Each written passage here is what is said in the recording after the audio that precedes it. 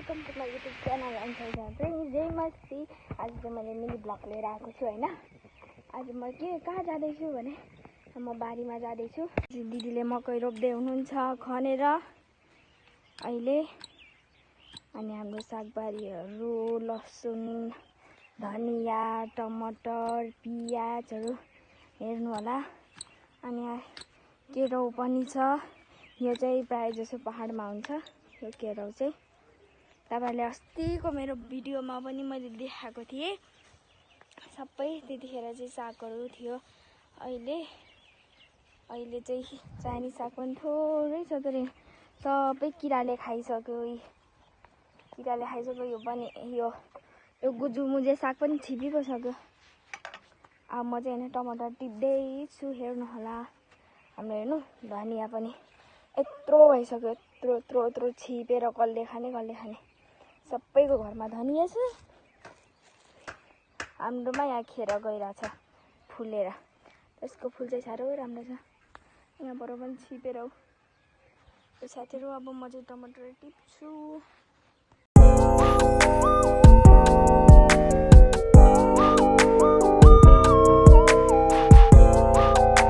टमाटर टिपेर यति बनाइसकेँ। पाकेको टिपे किनकि अलिक पाक्दै गरेको टिपेँ। अनि अलिक नपाकेको अरे त नटिप्नु अरे दिदीले भन्नुभएको। खै पाकेकोहरू कहाँ छ भनेर म चाहिँ हेर्दै टिप्दैछु होइन। साह्रो छ पाकेको। यसरी टिप्नुपर्ने हुन्छ साथीहरू। तपाईँहरूको घरमा कसको छैन कन्ट्याक्ट गर्नु होला मलाई। यो चाहिँ अर्ग्यानिक एकदम अर्ग्यानिक टमाटर हो होइन। आइया मेरो हातमा आउँदैन नि यहाँ उयोमा यस्तो हेर्नु न है। अस्ति देखाएको थिएँ नि तपाईँहरूलाई। अस्तिको भिडियोमा चाहिँ ठिकै थियो। अहिले त झन् फलेर यो अझै फल्दैछ। नपाकेकोहरू पनि कति धेरै छ। पाकेको पाक्दै गरेकोहरू पनि कति धेरै छ। अनि नपाक्दै गरेको पाक्दै गरेकोहरू पनि छ। अनि नपाकेकोहरू पनि छ। फल्दै गरेको पनि छ। यत्रो पनि छ। ले खोसो त नि ले ला साथीहरू खोसो एउटा नपाकेको। यता चाहिँ 4 दाना त्यता चाहिँ पाकेको। अहिले चाहिँ राख्नुपर्ने हुन्छ। यहाँ मैले यति धेरै टिपेँ।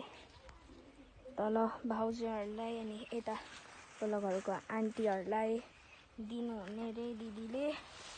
अनि यहाँ चाहिँ प्याजको बोट अस्ति देखाएको थिएँ। छिपिसक्यो प्याज पनि। खोइ यहाँ त छैन हेर्न सक्दो। हेर्न बोटले थाम्नु सकेको छैन क्या टमाटरलाई। बोटले थाम्नु नसकेर सबै ढलेको छ। यहाँ पनि रहेछ एउटा। ए किराले खाँदै गरेको रहेछ। होस् यहीँ कुहिरोस्। बिक्री गएको रहेछ। दिदीले चाहिँ तल दाम्चा निकाल्दै हुनुहुन्छ। अब म चाहिँ यो माथि लाने। दिदीले चाहिँ दाम्चा निकाल्दै हुनुहुन्छ भने बाख्राहरूलाई दिनलाई। अनि यो चाहिँ अस्ति यता चाहिँ आलु थियो होइन। आलु खनेर पनि खाएर पनि कसैलाई दिएर पनि के भइसक्यो। अनि यो चाहिँ दिया सागको नाम त के फापर होइन। यो फापरको साग होइन। मलाई चाहिँ यो सागको नामै आउँदैन क्या। अनि अलिक कन्फ्युज हुन्छ कि म यो सागको नाम बिर्सिहाल्छु। त्यो चाहिँ के हो? बकुल्ला के हुन्छ यसको चाहिँ? कस्तो खान्छ? कसरी खान्छ हौ? आलुसँग भुटेर खाना यो टिपेर। ल केरो जस्तै पो हुन्छ क्या। म चाहिँ थाहा थिएन साथीहरू होइन यस्तो पनि सब्जी हुन्छ भनेर। एकछिन न यहाँ नउम्रेकोमा यहाँ हेर्न सक्नुहुन्छ अर्ग्यानिक सिमीहरू छ होइन। सिमी होइन मेवा पनि छ। फल्दै गरेको तर पाकेको छैन अलिक अगाडि। अनि यता केरा पनि छ फल्दै गरेको। पर पनि छ केरा। अनि अस्ति यहाँ दुई घोगा के भन्छ दुईटा चाहिँ लानुभयो ए 2 घडी चाहिँ लानुभयो काकाले अनि अरू बाँकीहरू कति 3टा त्यस्तै अहिलेकोसँग योसँग चाहिँ 3टा अनि पर 2टा साथीहरू उकेर होइन साथीहरू अब म चाहिँ टमाटर लगेर माथि घर जानुपर्ने हुन्छ अब कसलाई दिनुलाई भाउजूलाई कि पल्लो घरे एउटा सानो प्लास्टिक खोजेर त्यति